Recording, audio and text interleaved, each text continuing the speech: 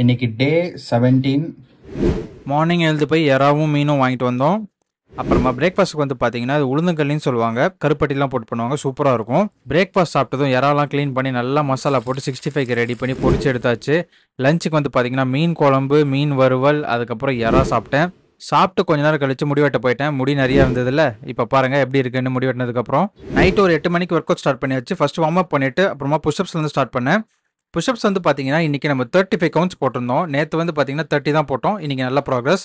அப்புறம் புல்லப்ஸ் தான் பண்ணேன். புல்லப்ஸ் எப்பயும் போல் 10க்கு மேலே என்னால் முடியல, அந்த கை வலிக்க ஆரம்பிச்சிச்சு. அதுக்கப்புறம் இன்க்ளைன் புஷ்அப்ஸ் பண்ணேன்.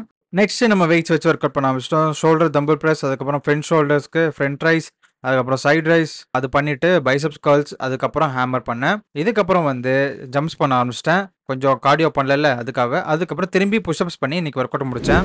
அப்புறம் டின்னருக்கு பார்த்தீங்கன்னா எறா 65 சாப்பிட்டேன். இப்படி தாங்க நம்ம 70th டே போச்சு. அடுத்த வீடியோவில் பார்க்கலாம். பாய்.